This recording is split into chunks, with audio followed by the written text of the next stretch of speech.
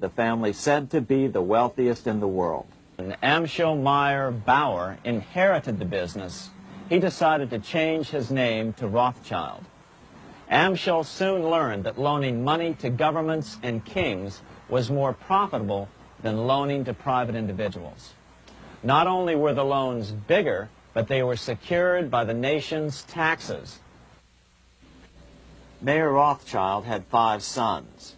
He trained them all in the skills of money creation, then sent them out to the major capitals of Europe to open branch offices of the family banking business. His first son, Amschel Meyer, stayed in Frankfurt to mind the hometown bank. His second son, Solomon, was sent to Vienna. His third son, Nathan, was clearly the most clever. He was sent to London at age 21 in 1798, 100 years after the founding of the Bank of England. His fourth son, Karl, went to Naples, and his fifth son, Jacob, went to Paris. The Rothschilds soon grew unbelievably wealthy. By the mid-1800s, they dominated all European banking and were certainly the wealthiest family in the world. They financed Cecil Rhodes, making it possible for him to establish a monopoly over the diamond and gold fields of South Africa. In America, they financed the Harrimans and railroads, the Vanderbilts in railroads and the press, and Carnegie in the steel industry, among many others. In fact, during World War I, J.P. Morgan was thought to be the richest man in America. But after his death, it was discovered that he was actually only a lieutenant of the Rothschilds. By 1850, James Rothschild, the heir of the French branch of the family, was said to be worth 600 million French francs, 150 million more than all the other bankers in France put together. He built this mansion called Ferrier, just east of Paris. Wilhelm I, on seeing it, exclaimed, "Kings couldn't afford this. It could only belong to a Rothschild." Money changers, those who loan out and manipulate the quantity of money, were active in medieval England.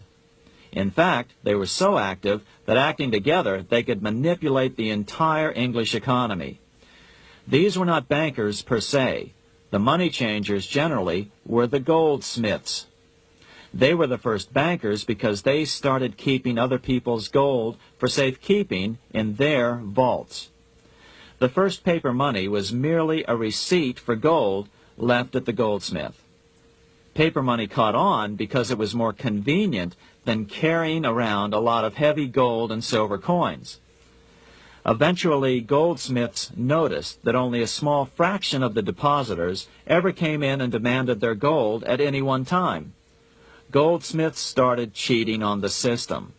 They discovered that they could print more money than they had gold, and usually no one would be the wiser. Then they could loan out this extra money and collect interest on it. This was the birth of fractional reserve banking. That is, loaning out many times more money than you have assets on deposit.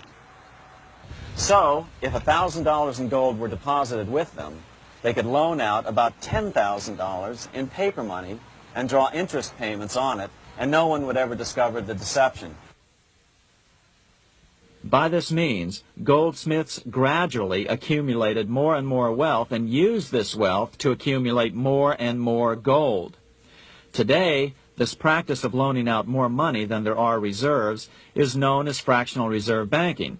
Every bank in the United States is allowed to loan out at least 10 times more money than they actually have. That's why they get rich on charging, let's say, 8% interest. It's not really 8% per year, which is their income. It's 80%. That's why bank buildings are always the largest in town.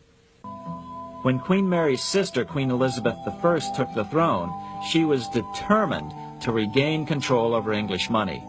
Her solution was to issue gold and silver coins from the public treasury and take the control over the money supply away from the money changers.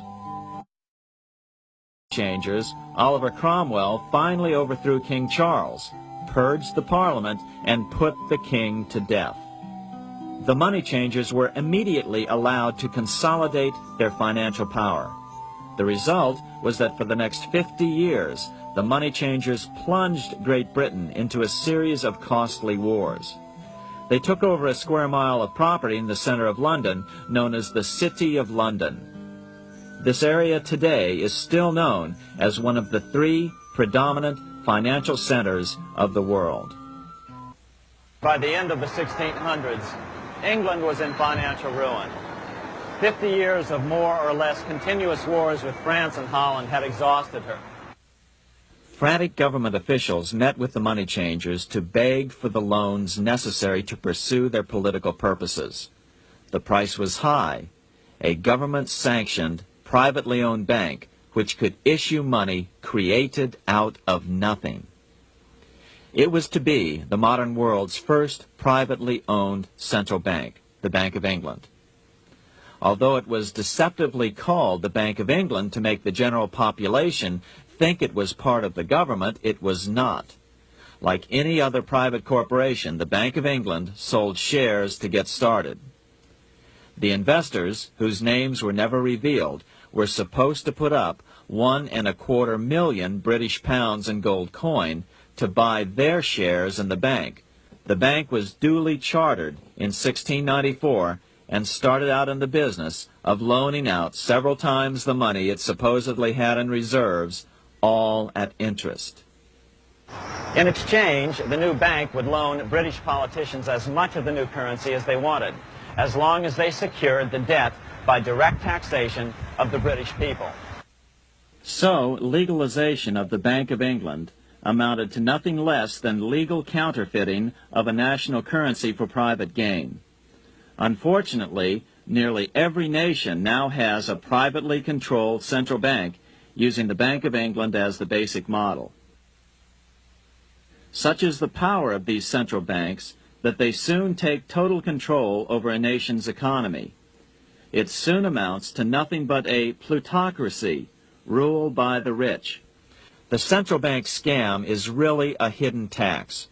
The nation sells bonds to the central bank to pay for things it does not have the political will to raise taxes to pay for. But the bonds are purchased with money the central bank creates out of nothing.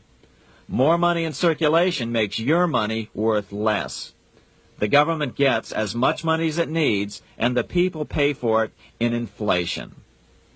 The beauty of the plan is that not one person in 1,000 can figure it out because it's usually hidden behind complex-sounding economics gibberish. In 1790, less than 3 years after the Constitution had been signed, the money changers struck again. The newly appointed first Secretary of the Treasury, Alexander Hamilton, proposed a bill to the Congress calling for a new, privately owned central bank. Coincidentally, that was the very year that Amschel Rothschild made his pronouncement from his flagship bank in Frankfurt. Let me issue and control a nation's money, and I care not who writes the laws. After a year of intense debate, in 1791, Congress passed the bill and gave it a 20-year charter. The new bank was to be called the First Bank of the United States, or BUS. The bank was given a monopoly on printing U.S. currency, even though 80% of its stock would be held by private investors. The other 20% would be purchased by the U.S. government. Like the Bank of England, the name of the Bank of the United States was deliberately chosen to hide the fact that it was privately controlled. And like the Bank of England, the names of the investors in the bank were never revealed. Many years later, it was a common saying that the Rothschilds were the power behind the old Bank of the United States.